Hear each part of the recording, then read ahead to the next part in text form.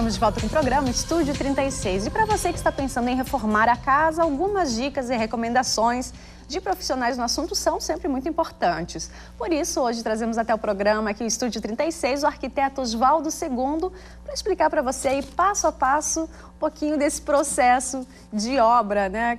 Às vezes no apartamento ou na casa, enfim.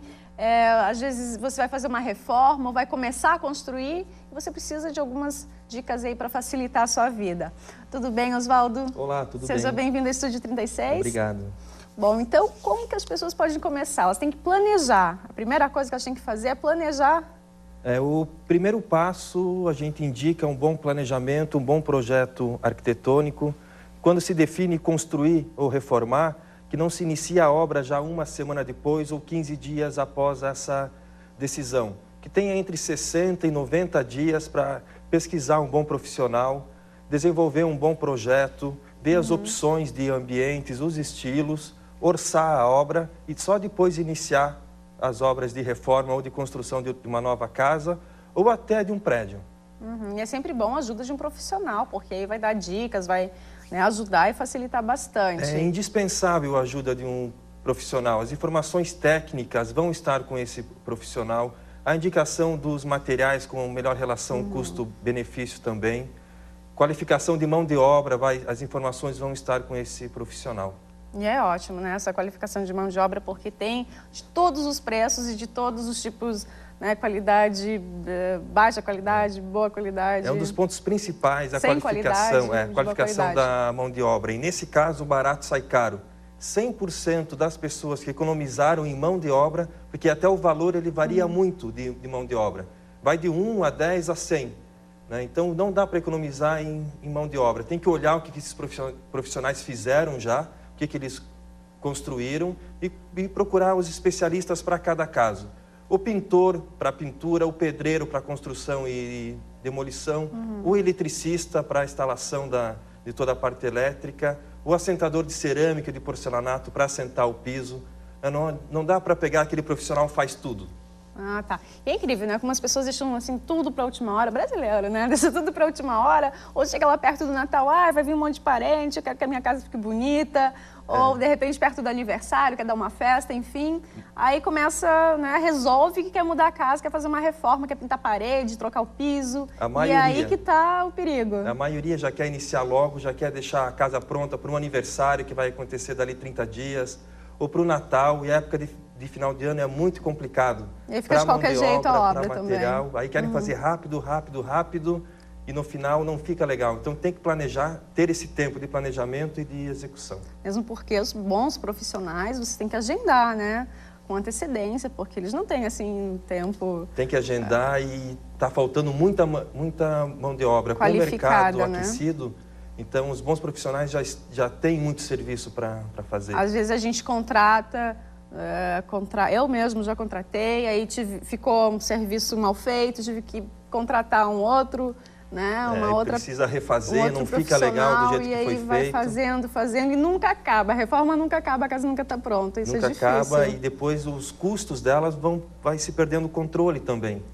Né? Então o bom é fazer uma vez só, né, e fazer bem feito. É verdade, mas você falou uma coisa bem interessante, mão de obra qualificada. A gente também paga caro e mesmo assim... a mão de obra não é qualificada. É difícil isso, né? Mão de obra qualificada e material com boa relação custo-benefício. Nem sempre o material mais barato vai ser o melhor e nem sempre o mais caro vai ser o melhor. Então não existe o material barato e o material caro. Existe aquele material com boa relação custo-benefício para cada caso, né? Para o orçamento do funcional cliente. Também, porque não adianta você querer fazer aquela casa de novela e não poder pisar, não poder, fazer uma comidinha lá, alguma coisa. Tem que ser funcional, de boa manutenção, de fácil manutenção, que tenha reposição também. Então não adianta nós comprarmos um material, um piso, que dali 3, 4 meses ou até um ano não existe mais esse piso no mercado.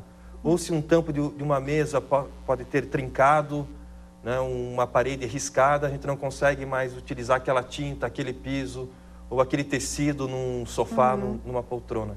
A reposição é muito importante também. Claro. E também a gente pode aproveitar alguns materiais, né? Você hoje também vai dar algumas dicas de como aproveitar alguns materiais que você tinha da obra anterior. O reaproveitamento de material é muito legal, a gente consegue diminuir muitos os custos também e escolher um material adequado para aquele ambiente. Cada material vai fornecer uma sensação, um material com brilho, um material fosco, uma iluminação mais forte ou mais tênue, uma luz branca, uma luz amarela, um tipo de lâmpada que se abre mais ou que se foca em determinado objeto. Tudo isso vai criar a sensação do ambiente. E hoje tem as dicróicas, tem o LED, né? A LED são aquelas luzes frias, né? Que não tem problema de aquecer, enfim. Temos LED que economiza bastante. Bastante no final, até trouxe alguns exemplos aqui. Claro, vamos mostrando aí. Essa é o que, Manuel? Essa é uma lâmpada AR, é uma lâmpada legal para a gente... segurando aí para ele pegar a imagem. Isso, por favor. Para a gente... Obrigada. Direcionar ela para uma obra de arte, para um quadro, ou deixar no canto de uma sala para uma iluminação mais tênue. É uma luz amarela, ela é focada, ela não se abre, então ela não vai iluminar o ambiente todo, vai iluminar uma pequena área. Ela pode pontuar o chão também, só que é uma lâmpada que esquenta, ela esquenta muito, então nós não podemos tê-la em cima de uma pessoa. E o suporte também tem que ser resistente, né? Para não... Também, não é qualquer luminária que a gente consegue colocar essa lâmpada. Não derreter, ou sei lá, daqui a pouco dá um incêndio. Mas ela tem uma luz super legal, tem 3 tamanhos, essa aqui é a maior delas, essa aqui é a R111. Nós temos menores, nós temos utilizado bastante, tanto para lojas como para apartamentos, essa lâmpada. Ela tem uma luz muito legal. Quando quer destacar um quadro, como você falou, ou de repente uma escultura, alguma coisa, né? Bem legal essa lâmpada aqui. E essa menorzinha? Ah, tem. Essa aqui é a famosa dicróica ou croica. A gente utiliza bastante até para lavar uma parede com luz. Ah, mas ela queima muito, né? Nossa. Ela queima, essa aqui ela queima bastante. E a cara? Dura pouco e a cara? Essa aqui é mais comum, a gente consegue comprar ela em qualquer lugar, assim, a dicróica. E essa dicróica gasta bastante energia? Ela gasta. Nós temos ela de 50 watts e de 20 watts e tem a mini dicróica que tem 25 watts. Então, claro, ela gasta mais do que uma lâmpada PL, uma lâmpada porque são várias que a gente coloca, né? São várias. Geralmente a gente coloca 30 a 40 centímetros, conforme o efeito que a gente quiser, né? Exatamente. Essa aqui é uma lâmpada par, ela tem quase o mesmo tamanho da AR111, é uma lâmpada de destaque também, uma luz amarela. Só que ela não é tão focada igual a lâmpada AR, ela abre um pouco mais. Então nós podemos ter até 4 lâmpadas dessas aqui para iluminar uma sala de estar ou um home theater. Ela tem uma iluminação bem legal para deixar um ambiente mais tênue também. Então, você pode ler um livro embaixo, assim abaixo? Totalmente, essa aqui ela não esquenta tanto igual a AR. Então a gente vai criando cenários com a iluminação. No ambiente residencial não temos aquela iluminação de escritório, aquela iluminação mais clara e totalmente homogênea. Nós vamos criando áreas com mais sombras, áreas com mais iluminação, como é a área externa, né? Como é um parque que tem ambientes mais escuros, ambientes mais claros. Essa outra aí é a LED? Essa aqui é a lâmpada de LED, né? Que mais economiza energia. Só que atualmente as lâmpadas de LED que nós temos disponíveis no Brasil não têm o mesmo efeito de uma lâmpada AR e de uma lâmpada par, né? Só que para um ambiente comercial, em 8 meses, nós tiramos o investimento dessa lâmpada aqui. Essa lâmpada aqui ela vai custar de 5 a 10 vezes mais cara do que uma lâmpada AR ou do que uma par. Mas no ambiente comercial, em 8 meses, o investimento se pagou, né, com a conta de luz. No ambiente residencial, já vai até 4 anos, porque aí ela é acesa muito pouco, né? Então, em 4 anos, a gente consegue tirar esse investimento. E também muda bastante o conceito que você quer dar, né? De repente, nas salas, que é um ambiente mais tranquilo, mais aconchegante, calmo, um mais ambiente para receber pessoas. É um tipo de luz, né? Para receber pessoas vai ter uma iluminação, para assistir um filme, uma outra iluminação. Para uma leitura, a gente já consegue criar alguns outros cenários, que podem ser com automação, com simples toque no celular ou no controle remoto, ou com interruptores, se a pessoa não quiser investir tanto na automação de uma casa. E se a pessoa não puder investir tanto nessas lâmpadas, ela pode ter alguma luminária que de repente possa fazer algum efeito, tem alguma... A gente trabalhando só com par, com AR e com dicróicas, nós conseguimos uma boa economia comparando com uma pendente, com um lustre de cristal. Um lustre de cristal, vamos supor que vai custar entre R$ 2.500 a R$ 5.000, até mais caro. Né? Se a gente tiver só esse tipo de iluminação, existem vários modelos de luminárias que utilizam essas lâmpadas aqui, você vai reduzir bastante até essa iluminação. Ela se torna um investimento com aquela relação custo-benefício que nós comentamos antes, se torna muito interessante. Perfeito. Bom, a gente vai conversar mais depois do intervalo. Antes do intervalo, a gente vai falar sobre o momento literário de hoje.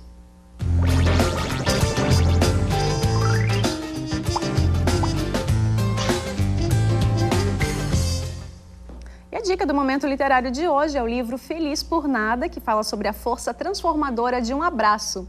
A autora Marta Medeiros abre este novo livro de crônicas e com um olhar voltado aí para o cotidiano. A escritora ilumina algumas das questões mais urgentes do século XXI. A destacada romancista, cronista, poeta, fala aos leitores com a sinceridade de um amigo. Ela materializa as angústias e também os anseios da sociedade pós-tudo, que vive acuada sob o grande limitador do tempo. A autora tem o dom para aproximar assuntos por vezes fugidios de questões universais, como, por exemplo, o amor, a família, a amizade. E também ela cria lugares de reconhecimento para o leitor, como ao falar de Deus, dos romances antigos e novos, da mulher, de escritores e cineastas que são imortais, sem se perder e também reencontrar aí do que a vida oferece e muitas vezes que se deixa passar. E vale muito a pena você conferir a dica do momento literário de hoje, esse livro de Marta Medeiros.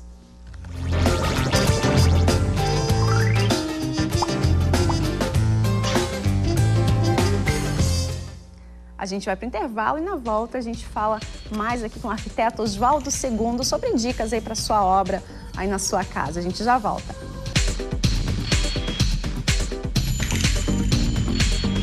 Estamos de volta com o programa Estúdio 36 e a gente hoje está conversando aqui com o arquiteto Oswaldo II, que está aí dando algumas dicas para você que está pensando em fazer uma obra na sua casa ou para você que já está fazendo obra na sua casa, está pensando em reformar. Aí também tem algumas recomendações e alguns materiais que são importantes aí você saber.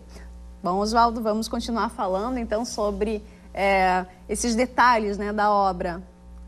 Bom, a principal recomendação, então, como nós comentamos antes, contratar um bom profissional e seguir as recomendações desse profissional. Muita gente pergunta quais são os passos, qual é o primeiro, segundo, terceiro, quarto passo de se fazer uma reforma ou construir. Por onde a gente começa? O que eu tenho que pensar? Porque tem iluminação, piso, parede, imóveis, pintura, tudo. gesso. Então é seguir as recomendações desse profissional, porque cada caso é um caso. Pode ser que a gente receba o piso antes, ou pode ser que a gente receba esse piso na obra depois. O principal é planejar, tá? E que uma etapa não interfira na etapa anterior. Então, seguir as recomendações desse profissional, que vai ser a pessoa mais indicada para saber qual vai ser o passo seguinte, se a gente pode segurar um pouco a obra, se nós podemos adiantar algum elemento. Não adianta nós deixarmos, por exemplo, a pintura da casa totalmente pronta e depois ter que fazer a parte elétrica, ter que quebrar. Né, ter que refazer algum item. A gente tem que pensar no começo, então. Vamos pensar no começo e seguir as orientações desse profissional. Por exemplo, quando se faz o gesso, nós temos que ter no mínimo 7 dias de tempo bom para esse gesso secar. Né? Senão a gente vai pintar e ele vai amarelar. Vai dar 2 semanas no mínimo ou no máximo e vai começar a aparecer manchas amarelas no forro. Então, seguir as orientações desse profissional quanto aos prazos e se a gente consegue adiantar alguma etapa ou não. E ter calma também, não ter assim, tanta pressa, tem que ficar pronto naquele dia. Né? Então, se faz um cronograma de obra antecipadamente, né? Se perde talvez a primeira semana planejando essa obra, mas aí vale a sim, pena. vai ter exatamente o dia que vai receber a chave na mão, aí pode fazer a inauguração da casa com toda a tranquilidade, chamar os amigos, chamar a família para aproveitar esses novos ambientes. Que maravilha, quando termina a obra, né? Bom, agora vamos falar um pouquinho sobre o piso também. Então, tem vários pisos hoje, né? Tem pisos que você pode colocar o aquecedor embaixo. Sim, nós temos pisos aquecidos, que é bem tranquilo de se fazer, só que tem que estar, antes do contrapiso prever esse piso aquecido, a gente vai perder no pé direito em torno de 4 centímetros, né, na altura entre o piso e o teto, mas ele é muito confortável. Como é que é feito isso? Ele é como se fosse uma resistência, em cima da laje, é como se fosse uma resistência, né, uma resistência elétrica, vai ter o termostato na própria parede para a gente regular a temperatura. Acima dessa resistência, um cabo flexível, nós vamos ter uma tela metálica, o contrapiso, que seria vulgarmente falando, um cimento por cima, que vai fazer a proteção, a argamassa e o piso cerâmico, ou porcelanato, ou um laminado de madeira, ou um cimento queimado. Hoje no mercado nós temos vários pisos muito práticos também. Porcelanato polido, porcelanato rústico, porcelanato fosco, cerâmica, laminado de madeira, madeira maciça, o próprio cimento queimado, pisos vinílicos. Sim. É tudo muito interessante. As pessoas estão comprando bastante porcelanato, né? Estão colocando nas casas muito porcelanato, igual a esses dois aqui, essas duas mostras que tem aqui, né? Eu trouxe aqui uma cerâmica mais básica, uma cerâmica branca, bem básica, ela é polida, então ela reflete a luz, ela tem brilho, ela não é retificada, então a gente vai ter uma fuga de cerâmica mesmo, de 3, 4, até 5 milímetros entre uma peça e outra. Mas nós temos uma outra opção para quem não quiser investir muito num piso, uma cerâmica retificada. Peraí, vamos explicar a diferença. Essa não é... Essa é a cerâmica comum. Comum. Ela tem um esmalte com brilho, ela reflete a luz, reflete o ambiente. Entre uma peça e outra, nós vamos ter uma fuga de 4 milímetros. Uma fuga relativamente grande, é o rejunte. Tá. Para quem não quiser investir muito em piso ou em revestimento de parede, nós temos a opção dessa cerâmica retificada e com outra textura também. Aí a cozinha não vai ficar tanto com cara de cozinha, o banheiro não vai ficar tanto com cara de banheiro. Perfeito. Hoje em dia os espaços estão se integrando cada vez mais. Até os banheiros estão se abrindo para o quarto também. Então está tendo elementos um pouco mais normais, não com aquela cara de ambientes de serviço. E as pessoas estão abrindo realmente, como você falou, cada né? Estão vez abrindo. Mais. A gente foi visitar algumas casas, aí a Casa Cor, teve outras exposições aí enfim, sobre arquitetura, né? Sobre decoração. E estão fazendo os ambientes todos abertos. Todos abertos. Derrubam a parede da cozinha, derrubam a parede até do banheiro, fazem de vidro a porta. O box. Fica lindo. A banheira, ela já saiu do banheiro há muito tempo, né? Antigamente a banheira era higiene, ela estava dentro do banheiro. Hoje ela faz parte da decoração. Hoje em dia a banheira é lazer. Por que o lazer tem que estar ao lado do vaso sanitário? Né? Então a banheira já foi para uma sacada, para uma varanda, para dentro do quarto. Que legal. Né?